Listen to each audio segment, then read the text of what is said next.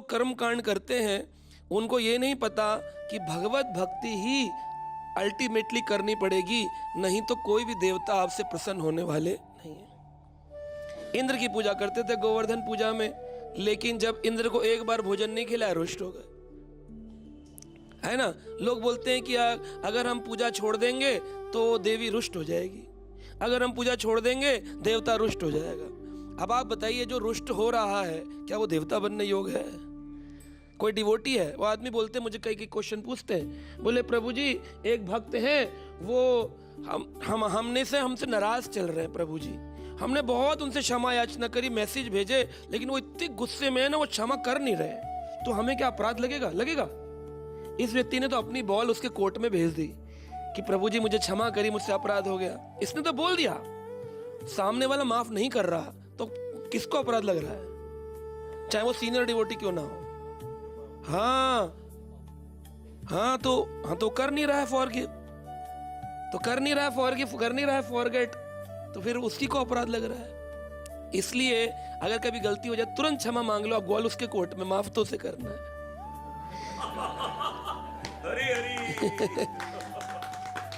ये मानकर बैठ जाओ कि हाँ वो तो वैष्णव है, माफ कर ही देंगे, जरूरी नहीं है, तो पूछना पड़ेगा आपने मुझे माफ किया? बात नहीं करते, है ना। तो ये आप देखिए, अगर कोई रुष्ट हो रहा है तो वैष्णव नहीं है ना। तो इस तरह अगर कोई देवता रुष्ट हो रहा है, अगर हमने पूजा करी 40 साल देवी की, अगर नहीं की तो रुष्ट हो गई, तो देवी किस बात पूजनी किसकी हो रही है? पूजा किस लिए हो रही है? कि वो रुष्ट ना हो, वो समोगुणी हो, वो समचित्त हो, है ना, उनके अंदर किसी के प्रति कोई ऐसा भाव ना हो कि इसने करी नहीं करी, कोई पूजे ना पूजे, देवता तो प्रसन्न रहना चाहिए। अगर देवता रुष्ट हो रहा है तो कैसा देवता है? इसी बात को स्थापित करने के लिए भगवान ने इंद्र को नीचे बुला लिया, सारी पानी की टंकी ले ली उसकी, पानी की पूरी। इंद्र ने पूछा, संवर्तक ये भगवान 7 दिन हो गए, क्या ये वही भगवान है जो अखिल ब्रह्मांडों के नायक है, जो मेरे आराध्य हैं? बोले हाँ वही है, बाल कुमार बनकर के लीला कर रहे हैं। बोले चलो मैं उनसे क्षमा मांगने चलता हूँ। आदमी कैसे जाएगा भगवान के दर्शन के लिए? नहा के जाएगा। तो बोले नहा लेता हूँ। नहाओगे कहाँ से? सारा पानी तो नीचे टपकवा दिया, एक बाल्टी पानी नहीं नहाने के लिए। अब बिना नहाए जाए कैसे भगवान के आगे? मंगल आरती आते हो, स्नान करके आते हो ना, आशा तो यही है। कोई बिना नहाए आता तो अलग बात है, आशा यही है कि स्नान करके आएगा भगवान के मंदिर में। अब स्नान करके, इंद्र देवता है, सुर आदय, वो सुर में आदि देवता है, मुख्य तो यही है इंद्र। सारी दुनिया चंद्रमा की पूजा करती, करवा चौथ बनाती है, गणेश चौथ बनाती है, चंद्रमा की पूजा होती है। और वो बिहार में पूजा होती है, सूर्य पूजा होती है, छठ पूजा होती है, सूरज की पूजा होती है। इंद्र की कौन सी पूजा कर रहा है कोई? मतलब नीचे वालों की हो रही है, मेन प्रेसिडेंट की पूजा नहीं हो रही। और प्रेसिडेंट ने क्या किया था, जब इंद्र की पूजा बंद हुई तो रुष्ट हो गए थे। यानी सोचो, इंद्र के अंदर भी अहंकार सूक्ष्म में है, तो बाकियों की तो कहना ही क्या है। छोटा सा भी गलती कर दी मंत्र उच्चारण में, है ना, हो गया ओम आदित्याय नमः, बस। श्री कृष्ण की जगह पर श्री ने वो कर दिया आपने, श्री शनिश्चराय, है ना, जाते लोग, तो बस हो जाता है। थोड़ा सा भी करने से त्रुटि, तो ये देवताओं की स्थिति है। तो देवताओं से भी ऊपर होते हैं वैष्णव। कहते हैं जो एक वैष्णव होता है, समस्त सुरे गुणः, उसके अंदर समस्त सुरों के गुण आ जाते हैं, देवताओं के गुण आ जाते हैं, जो भजन करता है। और एक भजन युक्त भक्त के पीछे समस्त देवता उसका दर्शन करने के लिए दौड़ते हैं। अभी यहाँ पर आ रहे हैं दिदृक्षवः सुरादय, देवता आ रहे हैं भगवान का दर्शन करने। लोग बोलते हैं आप कृष्ण का करते हैं, हम इनका करते हैं, हम उनका करते हैं, हम बाबा का करते हैं, हम इसका करते हैं। आप किसका भी कर रहे हो, वो किसका कर रहे हैं, ये हमको जानना चाहिए। एक बच्चा था, पढ़ लिख कर आया, बोला कि मैं शरणागत होना चाहता हूं, उसके जो मुझसे बड़ा हो। तो उन्होंने पूछा अपने माता पिता से, गांव में मुझसे बड़ा कौन? बोले तूने क्या किया? बोले बीए किया है। कह रहे अच्छा, तो अब जा, मुखिया जी जो है हमारे यहाँ के, वो सबसे पढ़े लिखे होते हैं, मुखिया जी के पास नौकरी कर ली उसने। भाई वहां करूंगा जो सबसे बड़ी पोस्ट हो। मुखिया जी के यहाँ उसकी नौकरी लग गई। हम नौकरी कर रहा था, देखा मुखिया जी जो हैं वो सारे गांव से कर लेते थे टैक्स, और फिर चुकाने के लिए तहसीलदार के पास जाते। तहसील होती है, उसमें कई गांव आते हैं, हर गांव के मुखिया होते हैं, 10, 12, 25 गांव के। एक एक मुखिया जाता था, तहसीलदार को कर चुकाता था। तो बोला अरे मुखिया जी से बड़ा तहसीलदार होता है, मैं तो गलत नौकरी ले ली। रेजिग्नेशन दिया मुखिया जी को, तहसीलदार की जॉब पकड़ ली। तहसीलदार को एक दिन देखा, वो राज्य मंत्री जो होता है स्टेट, उसको देने जाता है टैक्स। तो स्टेट मिनिस्टर जो होता है उसको देने जा रहा है टैक्स। तो बोला अरे स्टेट मिनिस्टर तहसीलदार से बड़ा होता है, तो उसने स्टेट मिनिस्टर की नौकरी कर ली। फिर एक दिन पता चला कि वो स्टेट मिनिस्टर जो है वो पूरी देश के राजा को कर चुकाना जाता है। कह रहा राजा इससे बड़ा होता है, तो उसने राजा की नौकरी कर ली, उसको छोड़ दिया। अब राजा की नौकरी करके तो लग रहा था ये बेस्ट है, तो फिर उसने एक दिन देखा कि राजा रात में कहीं घोड़े पर बैठकर जाता है। कहा अरे घोड़े पर बैठ कर जा रहा है, इसका पीछा करना पड़ेगा। पीछा करते करते पहुंचे तो एक जंगल में पहुंचे। वहाँ राजा जो थे एक मुनि के आश्रम में गए, अपना मुकुट उनके चरणों में रखा, बोला महाराज आप कृपा करें। कह रहा इसका मतलब ये साधु जो है वो राजा से भी बड़ा है, क्योंकि राजा को इसके नीचे जाना पड़ रहा है। तो उसने फिर साधु की नौकरी कर ली, साधु की सेवा करता था। एक दिन देखा साधु सुबह सुबह उठ जाता है 4 बजे और भगवान कृष्ण को दंडवत करता है। कह रहे अरे इसका मतलब कृष्ण जो है वो साधु से भी बड़े होते हैं। तो उसने फिर भगवान की सेवा पकड़ ली। तो जीवन में ये तो उस व्यक्ति के पास ज्ञान नहीं था, लेकिन हमारे पास तो भागवत है ना। तो भागवत से हमें पता कर लेना चाहिए किसकी पूजा करनी चाहिए। जीव गोस्वामी ने कहा यज्ञ बना ही भगवान के लिए। जीव गोस्वामी क्या लिख रहे हैं, अपने भक्ति संदर्भ में बोल रहे हैं यज्ञ बना ही भगवान। कई बार लोग पूछते हैं फोन करके आपको कौन सा यज्ञ करवाना है, नरसिंह करवाना है कि दुर्गा यज्ञ है कि शांति यज्ञ है कि मृत्यु यज्ञ है कि गरुड़ पुराण यज्ञ। यज्ञ कुछ नहीं है, आग जलाना है केवल। यज्ञ का अर्थ ही है, यज्ञ का अर्थ है भगवान कृष्ण, उन्हीं को यज्ञ भुक कहा गया है। भगवान का एक नाम है यज्ञ भुक, यज्ञ के भुक्ता है। तो यज्ञ भुक जो भगवान है, यज्ञ के विषय ही कृष्ण है, बाकी देवता तो उसके अंगभूत है। अंगभूत यानी द लिम्स ऑफ यज्ञ। यज्ञ होता है लिम्स, लेकिन मुख्य यज्ञ क्या है, भगवान कृष्ण।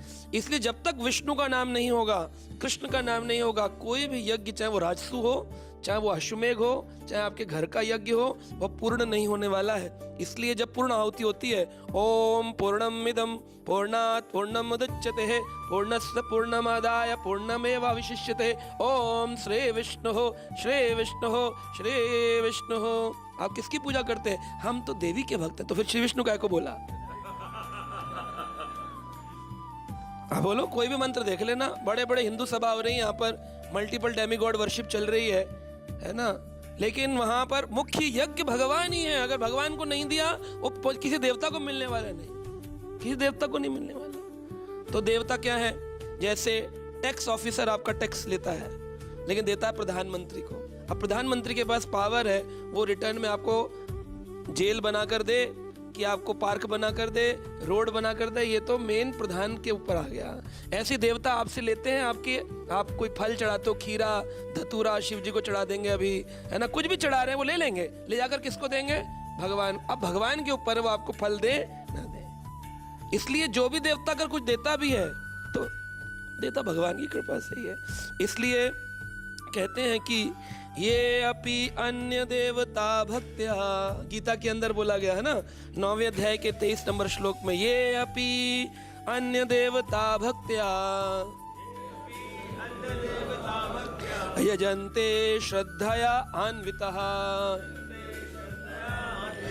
ते अपि मामेव कौन्तेय यजन्ते अविधि पूर्वकम। है ना, आप कोई व्यक्ति बोले अरे जब भगवान के अंग ही है, भगवान यज्ञ के विषय हैं, भोक्ता है ना, तो उनके जो लिम्स हैं, अंगभूत जो है, वो सब देवता तो है ही। अर्जुन ने जब भगवान कृष्ण को बोला मुझे आपका विराट रूप देखना है प्रभु, तो भगवान बोले अच्छा विराट रूप देखोगे, कैसे देखोगे, इन आंखों से तो दिखने वाला नहीं है ना। 3D पिक्चर देखने के लिए चश्मा लगाना पड़ता है, तो मल्टी डायमेंशनल 3D जो है वो picture 3D 4D 5D 10D पता नहीं 100D मल्टीपल D को कैसे दिखेगी बिना काले चश्मे के। तो चश्मा दिए भगवान, ददामी दिव्य चक्षु, मैं तुम्हें दिव्य चक्षु दे रहा हूँ, इससे मल्टी डायमेंशनल पिक्चर दिखेगी। तब उन्होंने लगाया चश्मा, ओ प्रभु अंदर देखे छाती में कमल आसीन ब्रह्मा बैठे हैं, शिव जी बैठे कंठ के अंदर, और मन के देवता बनकर के स्वयं भगवान का अंग दिखाई दे रहा, विष्णु बैठे हैं, और हाथों के देवता रूप में इंद्र बैठे हुए हैं। संपूर्ण भगवान के शरीर के अंदर समस्त देवताओं का दर्शन कर ली। तो अभी व्यक्ति मन में ये प्रश्न बोलते हैं जो संसारी लोग होते हैं, अरे फिर तो जब भगवान के ही अंग है ना, शिव जी को डाला भोग, या हमने डाला दुर्गा जी को या ब्रह्मा जी को, पहुंचा तो कृष्ण को ही ना। आपका पाँव छुए, आपके हाथ छुए या आपके गले लगे, आप ही को तो पूज रहे हैं। कोई आपका पाँव छुए बोले प्रभु जी प्रणाम, कोई हाथ बोले हेलो प्रभु जी प्रणाम, कोई गले लगे हरे कृष्ण प्रभु जी प्रणाम, कोई कहे हरे कृष्ण प्रभु जी। है तो एक ही व्यक्ति, तो बात तो एक ही है। भगवान बोले नहीं। जब आपको शरीर में भोजन खाना होता है, रसगुल्ला कहाँ डालते हो? पेट में डाल लो। सीधा जब डाले पेट में है तो नाभि से घुसा दो अंदर, है जा ही नहीं सकते। रसगुल्ला है, नाभि बड़ी भी है, वहीं जो सीधा सीधा डायरेक्ट प्लेसमेंट हो जाए। आवश्यकता क्या मुख में डालने की? हाँ, चबाने का भी झंझट नहीं। बहुत बढ़िया। तो हाथ से उंगली से बोले इतनी मेहनत करी, हाथों ने सब्जी बनाई है, 2-4 मटर पनीर रख के बैठे रहो, हाथ भी तो खाएंगे। बोले प्रभु जी खा लीजिए। बोले नहीं खा रहे, हाथ खा रहे, इन्होंने तो बनाया है। जाएगा?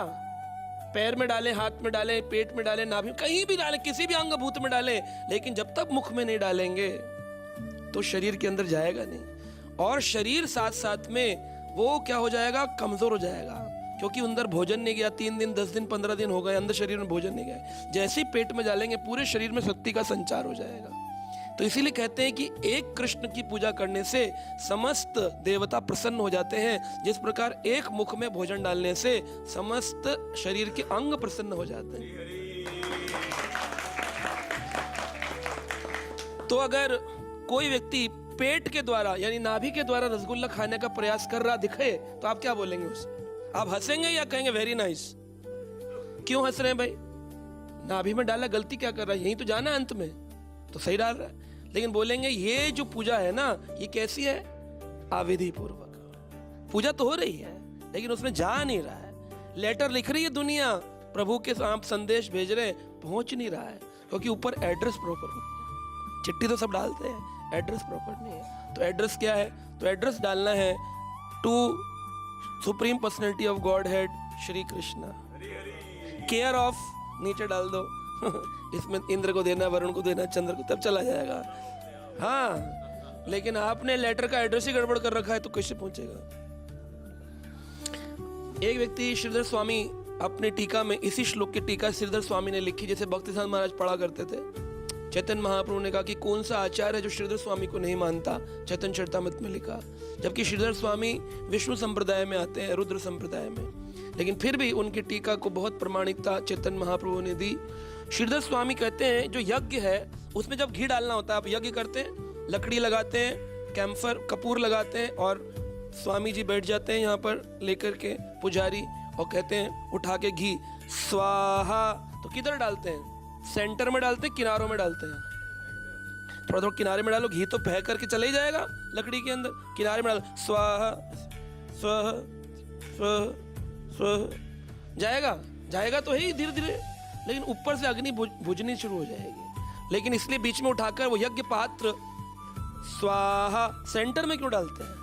Centre is Krishna.